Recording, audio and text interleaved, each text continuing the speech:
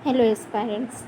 आज हम जिस टॉपिक को पढ़ेंगे वो है न्यूक्लिक एसिड यानी डीएनए और आरएनए।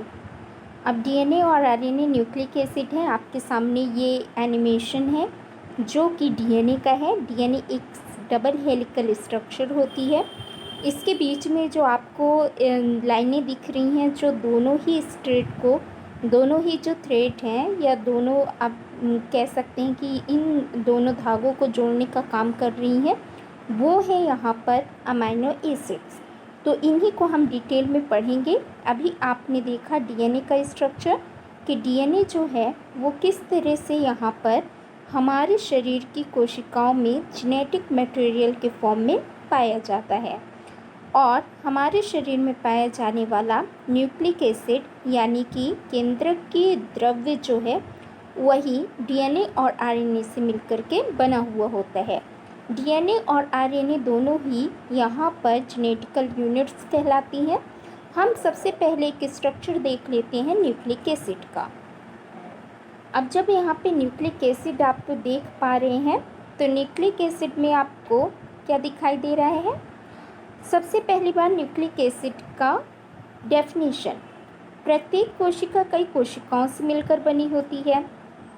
इन कोशिकांगों का एक महत्वपूर्ण अंगक है केंद्रक। ओके, न्यूक्लियस हमने लास्ट वीडियो में भी देखा था, एक इम्पॉर्टेंट कंपोनेंट है सेल का, और इस केंद्रक में पाए जाने वाले पदार्थ को ही न्यूक्लिक एसिड यानी केंद्र के द्रव्य कहा जाता है। अब न्यूक्लिक एसिड बहुत अधिक आणविक भार व जटिल संरचना वाला कार्बनिक अणु है, ऑर्गेनिक मॉलिक्यूल है, जो मुख्य रूप से पेंटोज शुगर, नाइट्रोजनस बेसिस और फॉस्फोरिक एसिड से मिलकर बना होता है। तो तीनों चीज़ों को याद रखना है, किन किन से मिलकर बना है? पेंटोज शुगर, नाइट्रोजनस बेसिस और फॉस्फोरिक एसिड। अब यहाँ पर देखिए, न्यूक्लिक एसिड को जब हम दो भागों में बांटेंगे, एक होगा आपका डीएनए यानी deoxy ribo nucleic acid, okay, और दूसरा होगा यहाँ पर आरएनए। Just minute.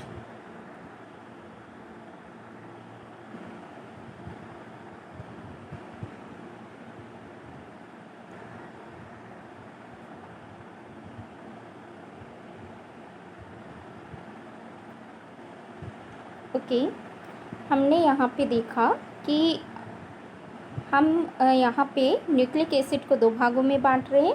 एक होगा हमारा डीएनए और दूसरा जो होगा वो होगा आरएनए। आरएनए का फुल फॉर्म है राइबोन्यूक्लिक एसिड।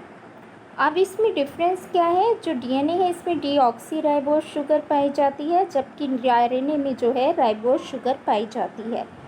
नाइट्रोजनस बेसिस जो होते हैं वो प्यूरिन और पिरिमिडीन दो टाइप के होते हैं। प्यूरिन में बात करें तो होता है एडेनिन और ग्वानिन, जो कि डबल बॉन्ड से एक दूसरे से जुड़े होते हैं, और यदि पिरिमिडीन की बात करें तो यहाँ पर होता है थायमीन, यूरेसिल और साइटोसिन। अब इसी के बेसिस पे डीएनए और आरएनए में डिफरेंसेस पाए जाते हैं। तो अभी हमने क्या देखा? नाइट्रोजनस बेसिस प्यूरिन और पिरिमिडीन से मिलकर बना हुआ। प्यूरिन में है एडेनिन और ग्वानिन, जबकि पिरिमिडीन में है साइटोसिन, थायमीन और यूरेसिल।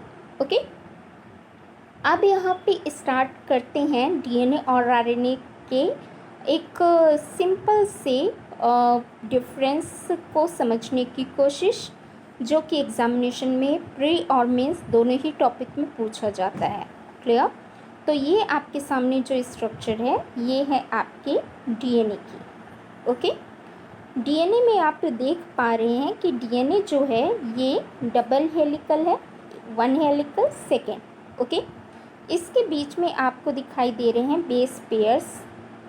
ओके, ये बेस पेयर क्या है?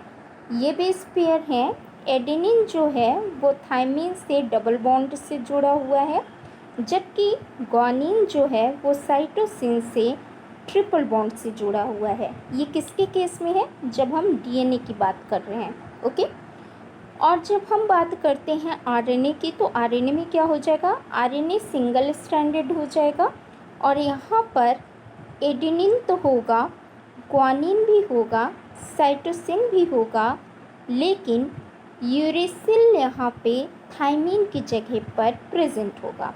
डीएनए में क्या प्रेजेंट था? थायमीन था, और यहाँ पे थायमीन की जगह पे क्या आ गया? यूरेसिल आ गया।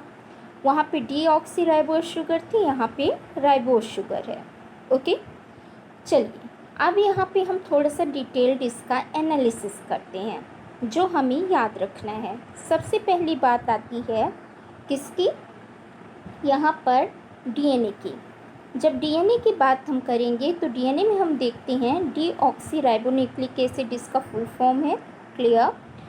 डीएनए जो होता है डबल हेलिकल स्ट्रक्चर है, इसमें डीऑक्सीराइबोज शुगर पाई जाती है। डीएनए में 4 नाइट्रोजनस क्षारक यानी नाइट्रोजनस बेसिस होते हैं। कौन कौन से?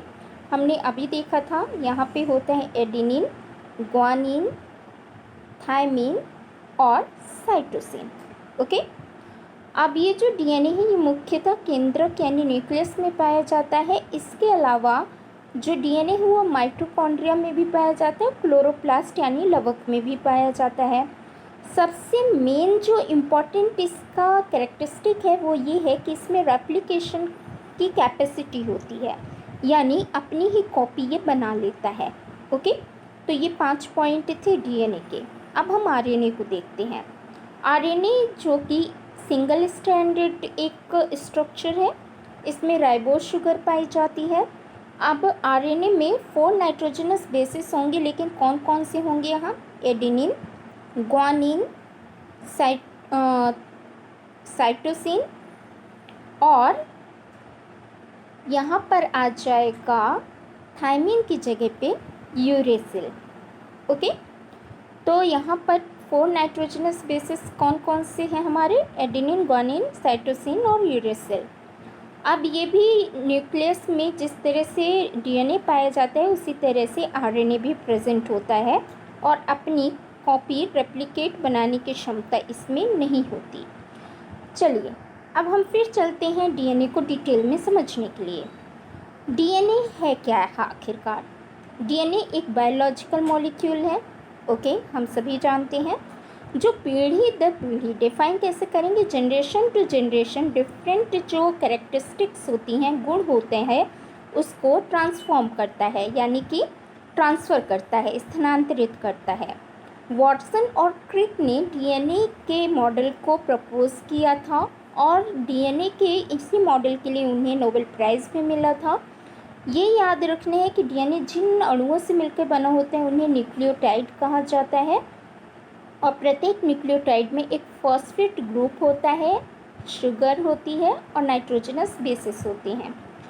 डीएनए में नाइट्रोजनस बेसिस एडेनिन होता है, थायमीन होता है, जो कि डबल बॉन्ड के द्वारा जुड़े होते हैं, जबकि साइटोसिन जो होता है वो एडेनिन ग्वानिन से, साइटोसिन जो होता है थायमीन से ट्रिपल बॉन्ड से जुड़ा होता है। डीएनए की 2 श्रृंखलाओं के बीच में 20 एंगस्ट्रॉम की दूरी होती है, और 2 न्यूक्लियोटाइड के बीच में 3.4 एंगस्ट्रॉम की दूरी होती है। डीएनए के प्रमुख गुणों में एक उसका रेप्लिकेशन है, यानी कि अपनी ही कॉपीज बना लेना और अपने ही समान डीएनए अणुओं के निर्माण की क्षमता रखना।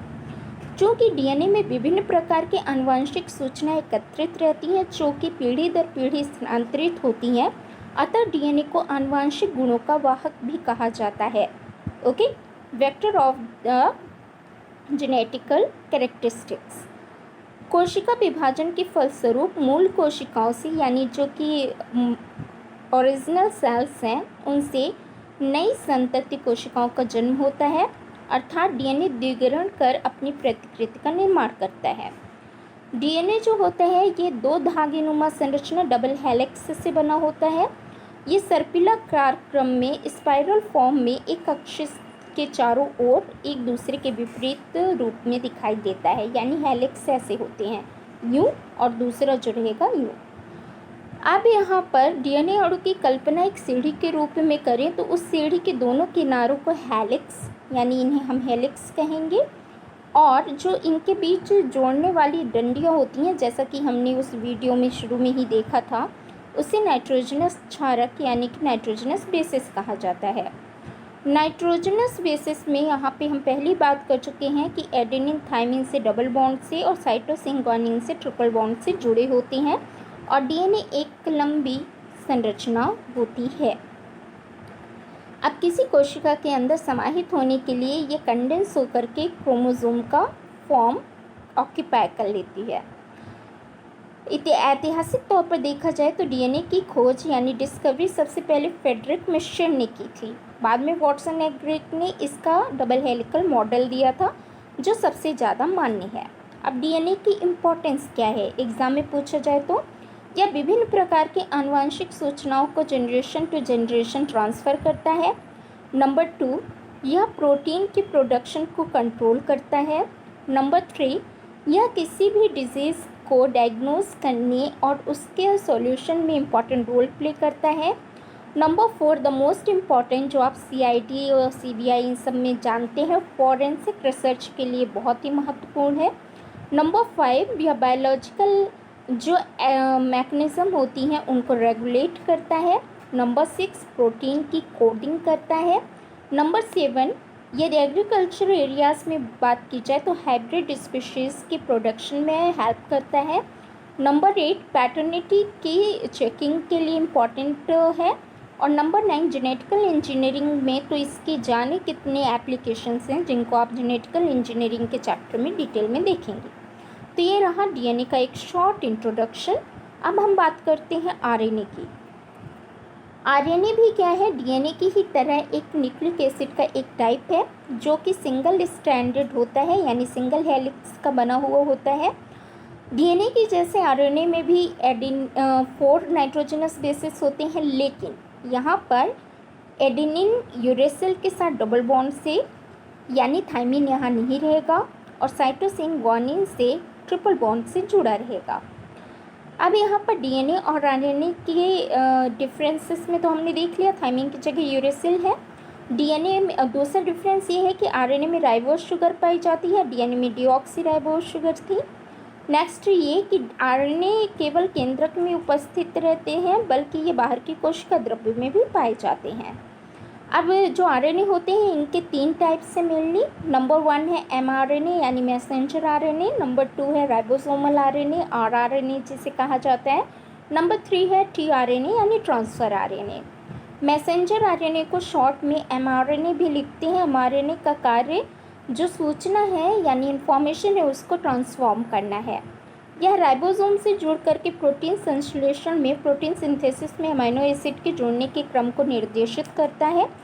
यह निर्देश नाइट्रोजन युक्त क्षारों में अंकित किया जाता है। इस प्रकार 3 नाइट्रोजन जो युक्त क्षार होते हैं यानी कोड होते हैं वो सिंगल प्रोटीन श्रृंखला को बनाते हैं जिन्हें कोडोन कहा जाता है। अब दूसरे प्रकार का आरएनए जो आरआरएनए है उसका क्या काम है, ये राइबोसोमल आरएनए होता है यानी कि यहाँ राइबोसोम आरएनए प्रोटीन को सिंथेसाइज करता है। और जब टीआरएनए ट्रांसफ़र आरएनए की बात होती है तो ये क्लीवर लीफ के जैसी स्ट्रक्चर होती है, यानी कि यदि यहाँ पे टीआरएनए को माना जाए तो अमीनो एसिड और एमआरएनए के बीच में रिलेशन बनाती है। अब कंक्लूज़न क्या है, ये कह सकते हैं कि न्यूक्लिक एसिड जो होता है विभिन्न आनुवंशिक क्रियाओं के लिए उत्तरदायी है या विभिन्न प्रकार की जैविक क्रियाओं को नियंत्रित करने के साथ ही जीवन की ओरिजिन और एवोल्यूशन को समझने में सहायक है और रिसर्च के लिए काफ़ी महत्वपूर्ण है। तो ये तो था हमारा ये न्यूक्लिक एसिड, डीएनए और आरएनए का पूरा इंट्रोडक्शन।